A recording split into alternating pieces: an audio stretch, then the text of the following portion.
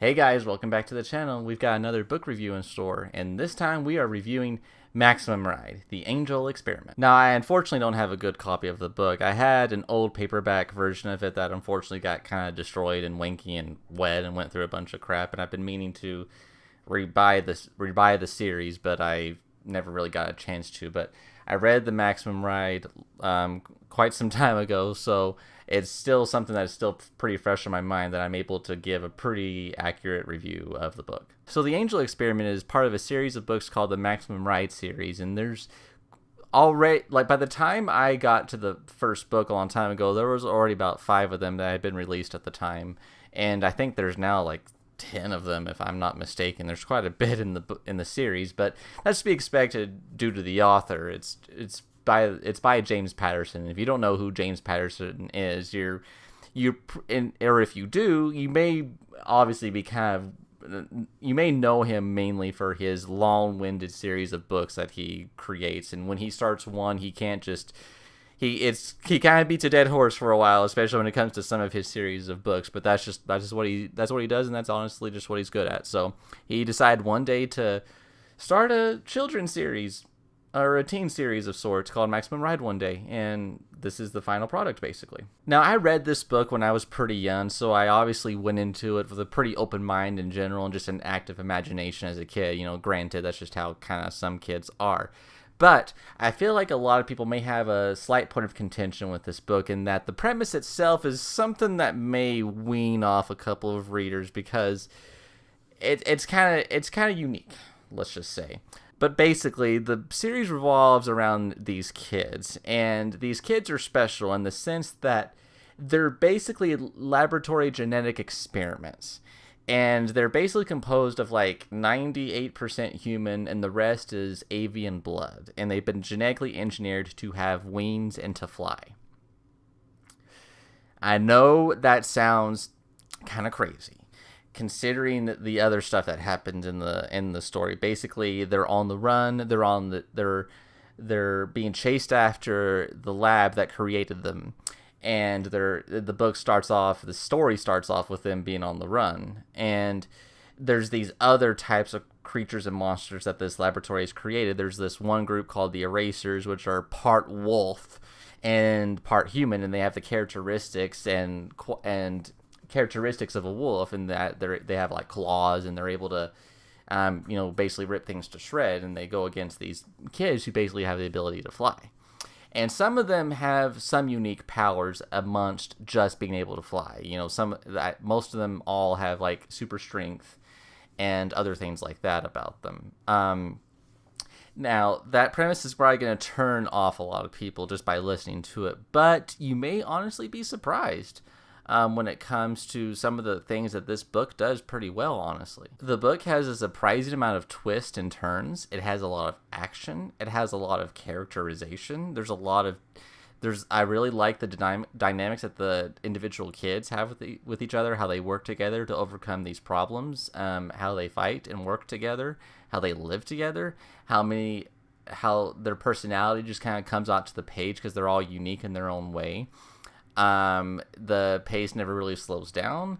It's because they're obviously always being chased after each other, and you kind of get a sense of an air of mystery about the lab and the people who run it, and where these kids exactly came from, and who decided to create them, and if they have any kind of former life post being brought up in a lab, and they don't really know. None of them really know their origins. None of them really know where they came from, and it all revolves around the main character, Max, who is their leader, and she is kind of more gung-ho about trying to find out more about herself and also the kids, and kind of solve this big mystery that's kind of revolve around the book. And you wouldn't expect that off the premise itself, but it kind of just grabs a hold of you, and it struggles to let go. And so the book itself has a lot of strong points concerning all those different aspects that I just explained. One unfortunate issue that the book has, in my opinion, now a lot of people may not agree with me on this, and that's quite understood, in that you have to keep in mind that it's written by James Patterson, and he's trying to write teenagers and kids. And he sometimes does it good, and sometimes he doesn't do it that well. He's basically, like a 60-something-year-old man, and he's trying to put himself in the boots of a 14-year-old girl. And the book's also in first person, might I add. It's written from the point of view of Max herself. And James is trying to describe and write dialogue that he thinks kids speak like and that may unfortunately be cringy at most moments when dialogue is written, because you would read that and be like, oh, kids don't talk that way. There's no way kids would talk that way. And you kind of, at least to me, I had that sense about me reading it, because the kids sometimes don't talk like kids.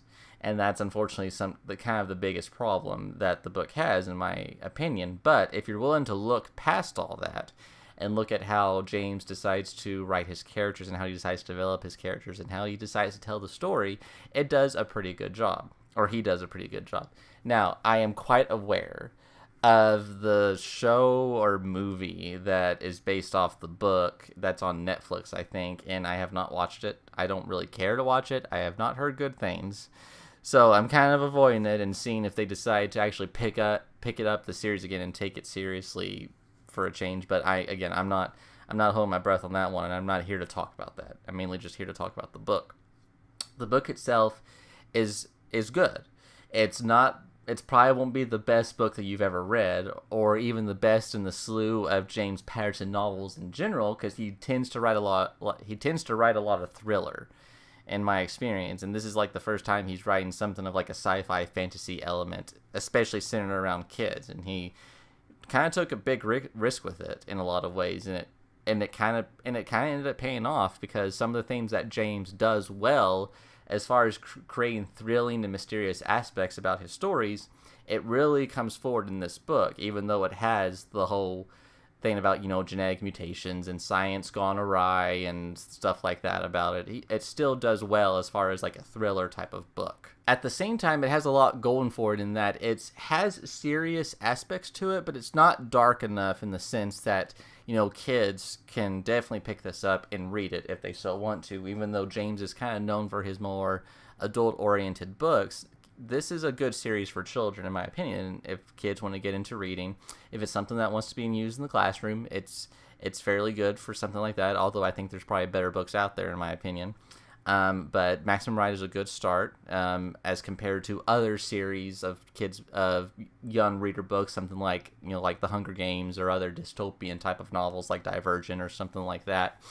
Maximum Ride is a good qualifier for something to get kids interested in reading, that's for sure. So that's my review of Maximum Ride, a fairly good book for young readers and kids, a very good start to a series of books. It has a lot of action, a lot of fast-paced sequences, a lot of good characterization. You really start to feel for these characters and these kids, and you really want to see what is going to happen to them, where they came from. You want to solve this mystery that's looming over the entire plot.